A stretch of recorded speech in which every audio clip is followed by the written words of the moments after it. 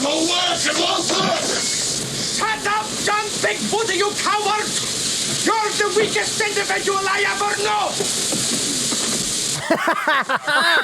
know! That's great. Hi, everybody. I'm Jeremy. I'm 1/3 of the Ruiners crew, and with me, as always, is Ryan. Hey, I'm Ryan. Another third. Yep, that's him. He's another third of the Ruiners crew. And we have a special guest today, Niko the Legend. Hi, I'm an invader this time around. Niko the Invader. He was our guest for this movie review, and we asked him, we said, we can watch any movie you want to watch. And then he named like 10 movies, and we're like, we don't want to watch that. So we settled on The Adventures of Buckaroo Banzai in the 8th dimension. Oh, across the 8th dimension. I fucked that up. Let me start again. Yeah, start all the way from the beginning. Hi, I'm The Adventures Don't really do that. The Adventures of Buckaroo... The Adventures of Buckaroo Banzai Across the 8th Dimension from 1984. Directed by W.D. Richter. Nearly killed her. Starring Peter Weller, John Lithgow, Ellen Barkin, and a whole bunch of other people you've fucking seen a billion times before in the 80s. Still to this day. Some of them. Some of them. IMDb classifies this as an adventure comedy romance. There's no mention of sci-fi whatsoever. It's That should be number one. Yeah, you'd think. So anyway, Niko, since this was your choice of movie, why don't you try telling us what the hell the movie was about? I dare you. Yeah, do it. First of all, the reason why I decided to pick this movie to put us through I know this isn't answering your question, but just real quick. The name got me. It was like a clickbait name for me. Buckaroo Banzai. And I was like, oh, what's this Adventures of Buckaroo Banzai? It sounds very thrilling and adventurous. It's teasing some sort of epic, like you're about to find out about all the Buckaroo Banzai lore. There's only one adventure. Yeah. But the movie really makes you think, like right from the get-go, that there's this rich tapestry of history behind Buckaroo Banzai that, just wait, you don't know the half of it. Wait till you get all the supplemental compendiums and stuff. Like, there's nothing. I mean, we didn't find out till after the movie. Ryan just looked it up, that supposedly all the comic books and stuff that the character was from, it's all fabricated. It's all made up. Mm-hmm. Yeah, and it had a lot of different outings. Video games and, comics and all kinds of stuff, which is interesting. The only time this was a game was apparently on the Atari or around that time. Oh, so I'm sure the games hold up to today's standards. It ain't gonna beat no Pitfall, I'll tell you that much. So, I'm gonna let me try to explain the plot. Go ahead. What's the movie about? So Buckaroo Banzai and this doctor mentor guy is with him, and they perfected this complicated name that you couldn't say 3 times. This oscillation overthruster. Oscillation overthruster, oscillation overthruster, oscillation overthruster. Okay, I did it. Overthruster. Thruster man. If you fail, we will be forced to help you destroy yourself. And apparently you can pass through things to go into the next dimension. And so Buckaroo Banzai gets in this rocket car to, I guess, accelerate fast enough to break that dimension or something, but he decides to take a wide left and go through a mountain, and he does, but he manages to find another dimension, which is that the 8th dimension that he gets into? That would be the 8th dimension, correct? Yes.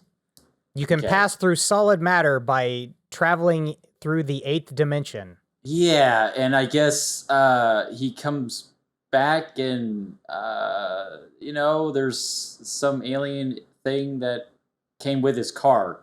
I think it was I think it was the goo. Was it the goo? There was goo on the windshield and a miniature brain on the crankshaft. God, there were so many things that happened in this movie. It was hard to keep up. John Lithgow, who plays a Russian-Italian doctor, Emilio Lizardo, tries to perform an early version of that experiment that Buckaroo Banzai was successful in doing. Yeah. And he gets halfway stuck in the 8th dimension. And while he's there, I guess, his brain is infected by the Lord of the evil red aliens who... The Lectroids, The Lectroids, the Red Lectroids, yes. So I guess he's in an asylum. He's supposed to be in a mental hospital. Yeah, he breaks out. Yeah, while he sees this on TV. And he's like, hey, that guy figured out to do the thing that I was trying to do. I got to get all my evil Red Lectroid buddies into this dimension so we can take over and or destroy the planet. So he waltzes out of the mental hospital, and the whole rest of the movie becomes this weird mad dash race to do a thing or try to stop the aliens from doing a thing. Yeah, there was a lot of chasing happening in this movie. A lot of movement. It's hard to keep up, especially when I would say the biggest problem for me is all the not technical terms, but all their lore terms they used and stuff. You know, it's like, this is it, and then they move on to the next scene. I'm like, wait, what was that? What is that? He's okay, no worry. And it's like, what? They expect you to, like, just get... I mean, we should say also that the movie starts off with the typical, like, Star Wars opening text crawl. Yeah, everybody knows that Buckaroo Banzai is half Japanese, and that's why he has a seppuku room on his tour bus.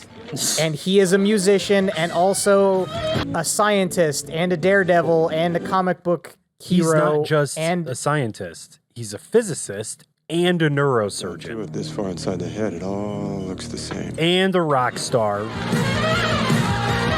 And he drives jet cars. And motorcycles. And he's got electrical powers. And he's a polymath.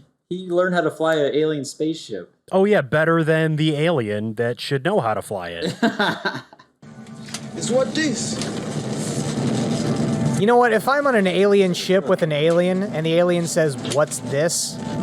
That's not a good sign. No. A human figures out how to fly a spaceship, and it's not Jeff Goldblum. Why is there a watermelon there? We're done with trying to explain the plot, right? We've hit the basic notes. We've got, like, super cool Buckaroo Banzai guy who does everything cool like an cool 80s guy. And he's trying to stop aliens from doing bad stuff. He's, what is it? Huey Lewis and Pee Wee Herman had a baby? Yeah, I could see that. You said Doctor Who. Oh, yeah, bit. at the end. All of the characters are colorful in their own ways. They all have, like, their own gimmick, too. Yeah, they had their like quirks. Perfect Tommy, he's perfect. Yeah, and Penny Pretty, she's certifiably insane. She's crazy. Which, by the way, I didn't know that she's the sister of Buckaroo Banzai's dead twin wife. sister. Twin sister. Yeah. Oof. And now it makes sense why he moved on and made out with Penny at the end. Yeah, it definitely makes, like, the whole reason why he's interested in her creepy. Not creepy at all. Not creepy at all. Oh, yeah, no, sorry, not creepy. That's my bad. Clancy Brown is also in this movie. He plays... His name's Rawhide. Kind of wish they gave him more to do, but he's pretty subdued. I guess they had to have somebody be subdued because, fuck, this movie has John Lithgow acting like a maniac. Fucking Christopher Lloyd is in it, He's going a maniac. nuts. Christopher Lloyd being Christopher Lloyd. Damn John Warford and the horse he rode in on! Yeah, they basically just play themselves. Yeah. Vincent Schiavelli is also in this movie. They gave him a lot of makeup so he looked human. No, that's... Oh, yeah. Take that. You got me there. Take that, guy. We should also mention that there are a faction of good aliens who are trying to defeat the Red Lectroids. They are the Black Lectroids, and the Guess Black what color they Lectroids, are. whenever they, whenever they're in human form, because these aliens, it reminded me of They Live, because it's I kept thinking they're that. hiding in plain sight. They were doing this thing where they, like, emit some sort of pheromone. Yeah, it, like, messes with your brain so it makes them look human. And the reason why Peter Weller could see what they really looked like is because they electrocute him through the phone. Yeah, and then that's when he can see what the Lectroids actually look like. It's only because they looked at his long his resume was just long. It's just like samurai. Hey, surgeon. this guy does a lot of shit. Let's hire he's got to him. be the guy. But the black Lectroids all appear as Rastafarians. Well, they all look like the same guy. Yeah, which is interesting. No, you had the female one. Just one. Oh, okay. Well, I guess she doesn't look like that guy, but the other ones look like that guy. The first guy that came out of the big space walnut, trust me, it makes sense when you watch the movie. He was not the same guy, I don't think. I thought it was the same sure? guy. I don't remember him being the same guy. All right, fine. I'm going to look. Oh, it is a different guy. My bad. But the guy who played John Parker, Carl Lumbly, was the guy who did such a great Scatman Crothers impression in Dr. Sleep. Wow, cool. Didn't look like him at all. I was able to tell that Mike from Breaking Bad, who's looked like he was 80 years younger in this movie, was Mike. Wait, who was he? But I had no idea that he was the attendant guy. Yeah. The Niko pointed it out. He was just like some random worker guy or something. He wore He was a hat. he was the hospital guy who Oh. looked like a milk delivery man. Yeah. Weird. Can't forget a face like that, you know? Niko, you kind of hinted that you thought this was a kind of a chore to watch. I don't know if that means because it was demanding way too much of your attention that you could possibly give it. Yeah. But Yeah. But give me at least one good thing that you liked about the movie. What'd you like about it? I actually enjoy this quite a bit is when they get a bunch of these famous actors all in one scene doing roles together. So just the fact that they had that big ensemble cast was interesting? And you were just having fun pointing at people and going, I know that guy. Yeah, it's like, who's going to be next? Who else is in this movie? So, and there was a lot of famous people in this that I've never seen these groups of people together anyway, like. Yeah. In what other movie are you going to see Brundlefly gently caress RoboCop's ass? Yeah, like Peter Weller. I haven't seen too many Peter Weller movies. I just like, there's something about Peter Weller that I like a lot. I like Peter Weller a lot. Like I said, if you guys ever watch just interviews with him and stuff, he seems like a really cool guy. This is what Verhoeven brought to this movie. 8 different American directors that have never seen that shit. Never. So I'm looking at the plot synopsis, and I did not know this, but at the end it says, Banzai finds Penny has died from her injuries. She was supposed to be dead? Yeah, and remember we thought that she was just a bunch of garbage underneath that that's sheet? right. Swords. It's the thing is, Ellen Barkin looks really weird when you cover her with a sheet. She doesn't look human at all. Non-existent. No. It's just... That's what the smirk was, because I'm reading this, and it says, when he gives her a final kiss, Emdal, who's like the main alien lady in the projection. Yes. It says Emdal gives Banzai another brief shock, reviving Penny.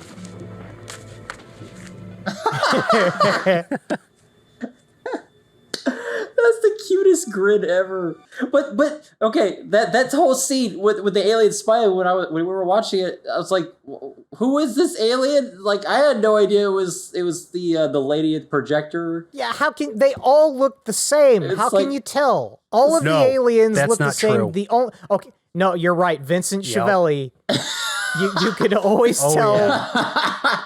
Like, Banzai, does his character know that they're linked that way, or do the aliens only know that and they can just do shit like that where they're like, okay, let's bring this girl back to life with the electrical powers he still has? No, because he's surprised anytime he gets electroshocked. Yeah. So He just really wanted to kiss a corpse. That's kind of fucked up. He's like a lab rat. His whole life is a lab rat. Remember at the beginning? He's in the jet car, and then he drives through a mountain on a whim. And then he sees Gollum, and runs him over with his jet car through the 8th dimension. That must be why the red aliens hate him so much. What if, okay, so how fast do you think he was going when he was in that mountain? 88 miles per hour. Great. 2 on the nose. So maybe within that dimension that he was in, he killed just thousands of Lectroids, Red Lectroids. He killed their one younger brother who has yet to get his life together. I thought you were going to say maybe he was just speeding. Like their speed limit is like 40 miles an hour and he was going 10 over. So they're just trying to give him a ticket. They're trying to arrest him. And young little John was out in the middle of the space road whenever he was flying through the 8th dimension like he's on some kind of speedway. Yeah, John Littlejohn. He just crushed him. He annihilated him. Kids live in this dimension, you know? Dimensions these days. There has to be some flaw to his character. He can't be a complete Mary Sue. He has to...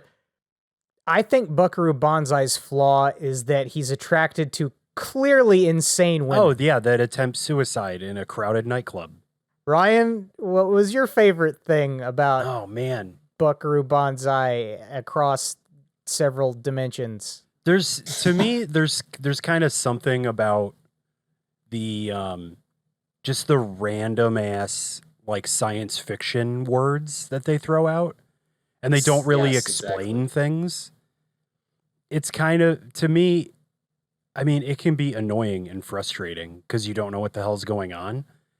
But I kind of... You mean like where like Jeff Goldblum will just sort of walk on screen and say corpus callosum and then walk off again? It's like a PowerPoint presentation without any really presentation. It's just slide to the next slide. Yeah, it's like the whole movie is a TED Talk. I'm reading on the Wikipedia page under the legacy section.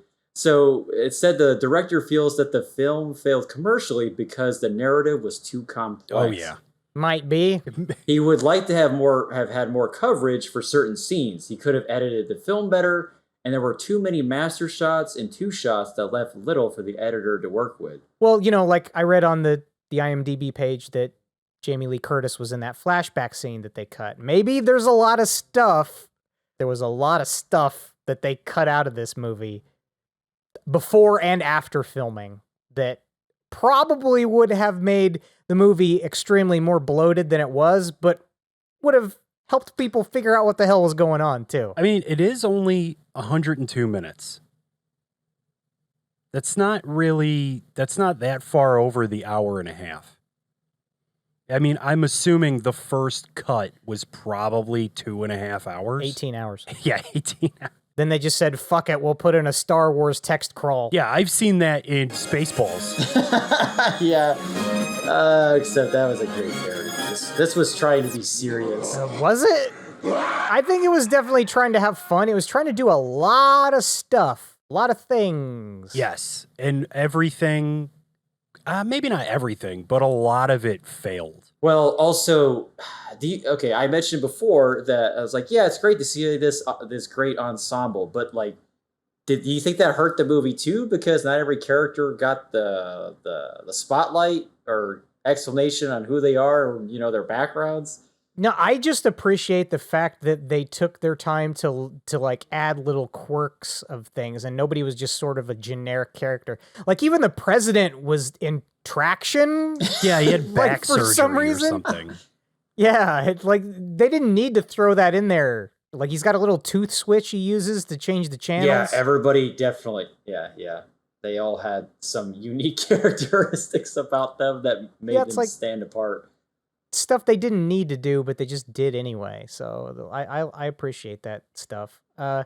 Ryan, the thing that you liked where you were talking about all the weird pseudo-scientific. Oh, the techno garble. When they had the arachnotroid or whatever the hell that thing is supposed to be. The aliens were putting the spider on Clancy Brown's spine and it killed him, but it didn't. I don't know what the hell it was supposed to have done. It looked like he was supposed to be dead.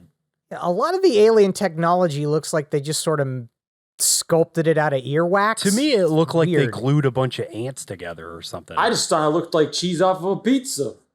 I'm hungry. Oh my god, that pizza suit when they're in the fucking spaceship. Yeah, there's a pizza, like a raw meat suit.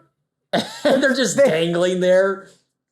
I want to say, like, aesthetically, there's a lot of clashing stuff.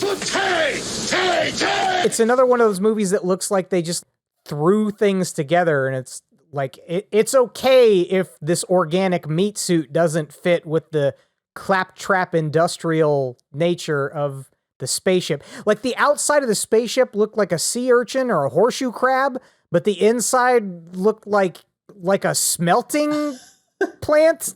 Yeah. Well, to get to my point about like this, like the stuff that I liked was, okay, so when Peter Weller and then John, what's his name, the alien guy, John, whatever, Which and John? Then, well, they're all okay, John. but they're The good one? yeah, the good one, John Parker. and then they're in the little pod inside the big spaceship, and then okay, yeah, just yeah. some like white goo starts pouring out of something.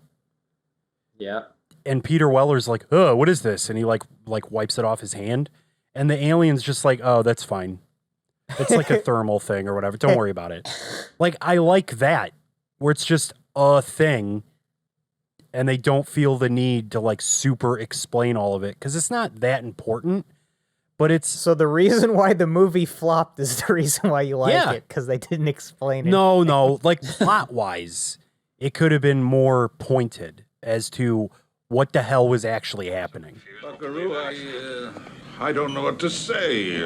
I should have been watching the movie. I don't think it would matter, man. Clear? Extortion. A girl named John. Buckaroo. Did they try to make the president look like Orson Welles too? No, it's fine. It's fine. Hornet's nest. Just let it happen. Good God. Okay, Jeremy, what's the thing you liked? Oh, And you can't say Ellen Barkin. I wouldn't have said Ellen Barkin. Would hope not. She was my least favorite part of the movie, I think. Yeah, she was pretty pointless in the movie, honestly. There's a lot of stuff I liked about the movie. Like, in order to help him save the planet, Buckaroo Banzai enlists his fan club president, who's a child, gives him a rifle. It's terrible. The Blue Blaze Irregulars, according to Wiki, are classified as a group of youngsters recruited to assist the Cavaliers when necessary. Yeah, but that one guy at the gate, when the good alien's trying to bring him that package, he said he was a Blue Blaze Irregular, and that guy's like 38. No, he's a teen. Yeah, okay. Pinky Carruthers. Because that's important that you know that guy's name. Yeah, I think they got caught up in the weeds, probably at the level of the script writing, in trying to make everything really idiosyncratic. Like, I like it, but it's just, you only got so much that you can throw within a time frame of a movie. And back in 1984, they probably weren't going to let W.D. Richter have this 4-hour-long epic. Also, a point to your idiosyncratic thing. One of the early drafts was titled "The Strange Case of Mr. Cigars." Yeah. And it was about Adolf Hitler's cigars. And a big robot. Oh yeah, and a big robot. That would have been pretty interesting. That could have been the sequel. Yeah, I guess just the general randomness of the movie itself, like it's definitely its own thing.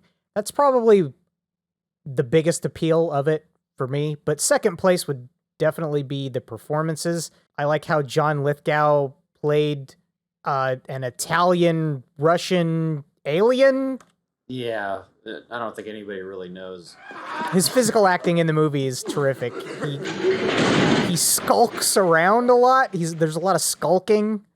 Which, by the way, oh God, I keep forgetting because they're all named John. Which John? John Parker? Oh, Yeah. John Parker's the good one. Yeah. No, Mr. President, no. This This man, as you call him, is not a human being at all, but is in fact a black lecturer named John. I don't know why you had to classify it as black. His spaceship Isn't it obvious? anchored above Yoyodyne. John Parker also has some great physical acting. Like, none of the other aliens do the weird body movements that he does. He's always wiggling his fingers at people and also crouching around and skulking. I wish everybody in the movie were just skulking around. Jumping over walls easily and shit. And I think my favorite part of the movie, or just the scene that stuck out most to me, besides the giant walnut in the tree, which was very well concealed, was the tea time the aliens were having. We're just sitting at a really high that's right. table and chairs, and I was like, okay, I kind of dig Their this. weird alien Kinda neat. cave with their like 15-foot tall high chairs. And I guess if you could jump that high, having big tall chairs like that is kind of a flex on anybody else that can't do that. Don't forget the bubble wrap masks they have to wear while watching the hologram. Favorite part, called it. That's your favorite part? Yeah, I changed it. Favorite part's bubble wrap mask. Okay. So right before they have to put all those masks on is when what's his face? What's the guy, the fly guy? What's his name? Jeff Goldblum. When Jeff New Goldblum, Jersey. when cowboy Jeff Goldblum, he realizes that the radio play, the War of the Worlds, You mean the guy really happened. The French. Yeah, what about it? That it really happened. That in 1938, the Red Lectroids actually showed up, Grover's Mill, and there really was a war. New Jersey. Oh crap! So there's just, that's why, because the thing I couldn't figure out was, how do all these aliens named John, or how are they already on Earth? Because they all work for Yoyodyne or whatever, right? Yeah, Yoyodyne had the alien spacecraft, right? So they've just all been here the whole time, just like waiting for their leader to show back up. When did They Live come out? 88. Oh, so after this. Hey, so do you think the guy who made They Live watched this movie Whether first? or not John Carpenter watched The Adventures of Buckaroo Banzai, I think has nothing to do with him making They Live. There's that one similarity of aliens hiding in plain sight, but the mechanism is totally different. The aliens don't look anything. They kind of look alike. a little similar. They're a little. No, they're no, They're kinda, no. they're The ugly and Lectroids are like similar. shrimp men. Okay, They Live. They're blue Grim Reaper skull faces from outer space. Okay. Hey, what's wrong? You know, okay, the Lectroids really remind me of, you know, the movie Enemy Mine? Yeah, just we got to watch that one someday. then, Man, I if you haven't fucking seen love that movie too. I haven't seen it since I was a kid, but I used to watch it all the time. Man. But yeah, they remind me of Lou Gossett Jr. Let's talk about the aliens themselves. Okay, the Electroids. Did you guys like their designs? The Electroids? The Electroids. We could talk about the racial undertones. Oh, they About were the whole thing. undertones? Yeah. They were pretty Sure. apparent about, like, we gotta get rid of the black Lectroids. Blacks are on this planet! Well, at the end, when John Lithgow is wearing his, like, military jacket thing. The red aliens hate the black aliens a lot. Or die! Of course, one of them's a cop. Do we ever, I forget, because there's so much happening, do we ever find out why they hate each other? Ryan, didn't you say something about the black aliens trapped the red aliens in the 8th dimension because they were jerks? It seemed that way. Like they trapped their leader in the 8th dimension. But that's where they want to go. So are the aliens from the 8th dimension? And then they're just trying to get back? I thought the 8th dimension was just used as a way to go from one place to another. You see, this is why this movie did a poor job explaining that. Okay, but And the then, aliens so were actually just extraterrestrial aliens, like okay, from because some other planet. the black Lectroids say they're from planet 10, Oh, right. which I'm guessing is supposed to be like planet X. Okay. I thought it was a little interesting to know that Peter Weller just has ties with all these different organizations and stuff. He's the most well-connected man in the entire planet. Just, I know a guy for this. Oh, I know a guy for that. I know a guy for this. He's super cool guy for all reasons, and he's never not cool guy. Oddly, though, Peter Weller can do a part like that and not come off as incredibly annoying. Yeah, he didn't seem to have like some gigantic ego that you would think would come with a person like that. He does seem like pretty down to earth, and I think that's what the director said too. It is somewhat conceited for him to stop a concert so he can talk to one drunk lady who's crying. Yeah. And then he's like, I'm going to do the song to you, babe. It's like, dude, I didn't give a $3 cover charge to come in here and not listen to horribly butchered Torch songs. You fucking... Yeah, I didn't buy these 2 PBRs so you could stop playing. Yeah. I'm trying to drown out the screaming in my head. Now start playing the piano. This is going to sound like a weird comparison, maybe, but have you guys seen Howard the Duck? No. Yeah. Does this kind of feel like it's in the same vein of movie, like trying to do a classic sci-fi adventure with madcap characters, and there's a plot to cross through dimensions and take over the planet destroy the planet, or... It's super like that. It definitely does feel like one of those, oh no, aliens are here. But good thing I have all my buddies to help me figure out how to defeat them. And yeah, I think Howard the Duck had a way more understandable plot. Are you okay, Howard? Yes. Well, yeah, this is 10 pounds of shit in a 5-pound bag. Like, that's what this movie is. Hey, come on. Okay, so do you want to move into a rating and a referral, possibly? Yeah, sure. Yeah. Go ahead, Ryan. All right, since I brought it up, I'll go first. Yeah. So, 3 diapers. I'll go 3. I mean, overall, the story, kind of hard to follow, but it almost feels like it's not the point. I think if you went to watch a movie called The Adventures of Buckaroo Banzai Across the 8th Dimension, and you left the movie theater going, God damn it, I didn't understand anything, this movie sucked, then maybe you probably just should have stayed home. It's a joke. The title itself implies ridiculousness, absurdity. That's how it got me. Yeah, but that's why I'm giving it 3. Oh, I didn't say that angry guy in the movie theater was you. I was. Okay, so you give it a 3 out of 5. Would you recommend it to people?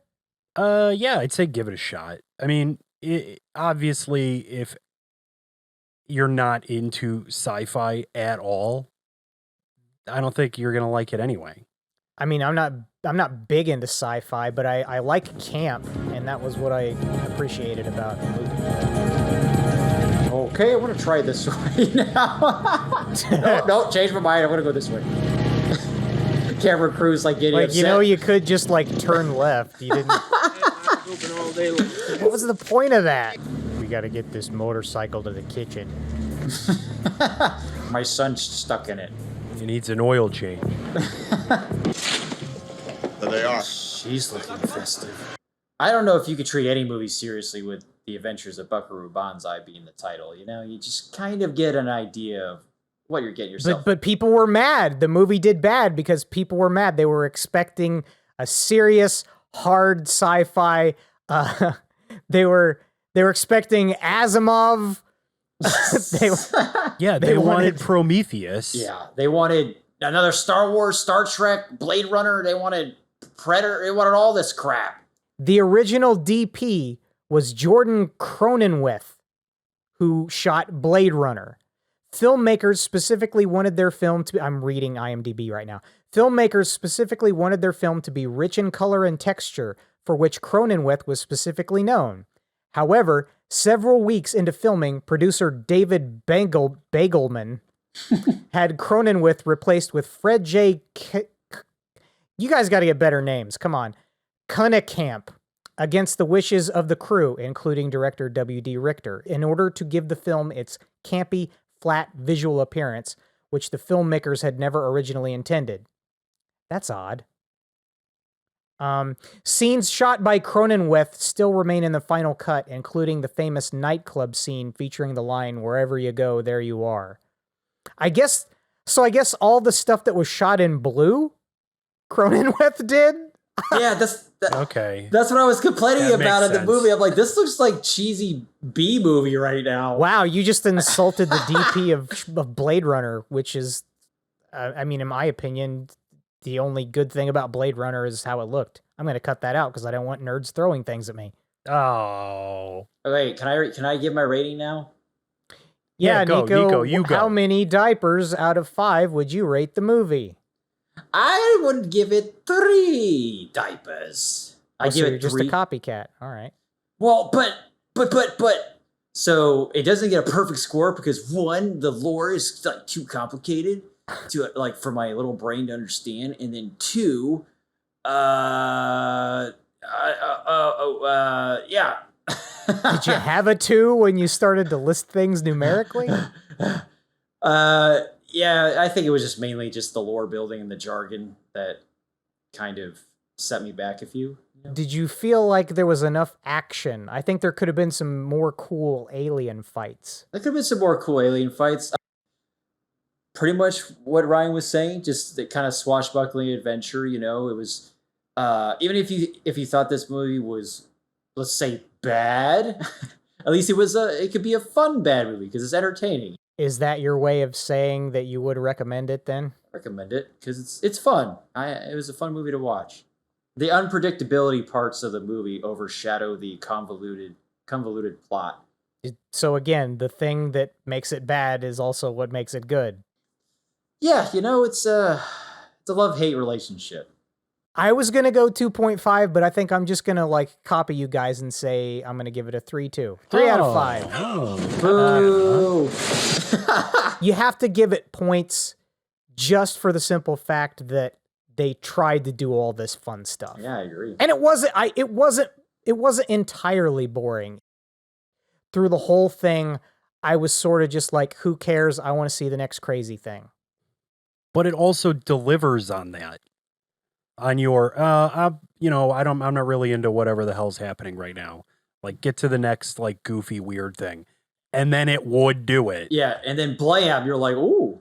Yeah, I would definitely recommend it to people. I think what you do is you get a watch party together and you do a double feature, do Adventures of Buckaroo Banzai Across the Eighth Dimension. Then Leviathan. No. and Howard the Duck. And then at the end of the evening, you separate the room. The people who liked Howard the Duck more and the people who liked Adventures of Buckaroo Banzai Across the Eighth Dimension more. And that's how you can tell the red Lectroids from the black Lectroids. Ah. So are you a red Lectroid or a black Lectroid? Well, I mean, you know my opinion on Howard the Duck, so what does that tell you? Uh-oh. You're a communist. I think they should collab together and make the Avengers. It could work. All right, so 3 across the board. I like this. Is it I am scared. Barely holding my fudge right now.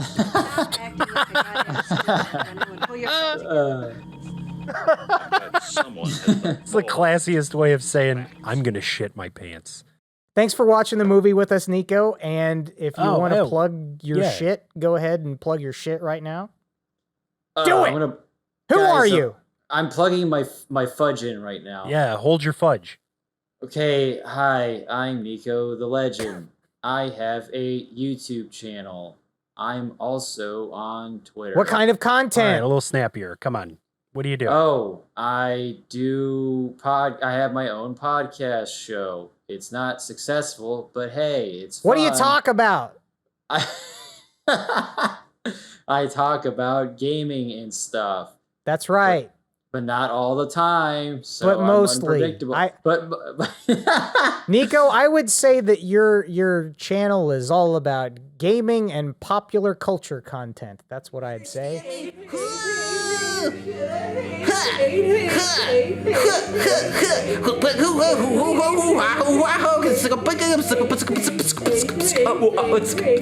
Oh, I do what I want. I do what I want. I can't deny. I can't even fly if I jump off this. I cut off the screen and then I never see my spleen again. Yo. See the green screen. You can't even see it really behind me. I'm the judge of this courtroom. Here we go. Eventually, I'll just talk about porn. Oh, I thought you said pulled pork. Your microphone cut out. Oh, I want some pulled pork. Sorry, Your Honor. All right, so if you guys are really interested in pulled pork, go check out Niko the Legend on YouTube and Twitch. Take that! And also, thanks for watching/listening to this podcast. And if you watched Buckaroo Banzai in the past, or if you're going to watch it in the future, please comment and explain to me what happened in the movie. Where am I? Who am I? Okay, bye. Bye. Bye. Nico, you're the guest, so you have to come up with an outro song. Love you. Not bad. Go to weruinmovies.com. Check out all our shit. Say hi. We're on Twitter @weruinmovies. It's great. You should go there. We say things. It's fun. Have a good time.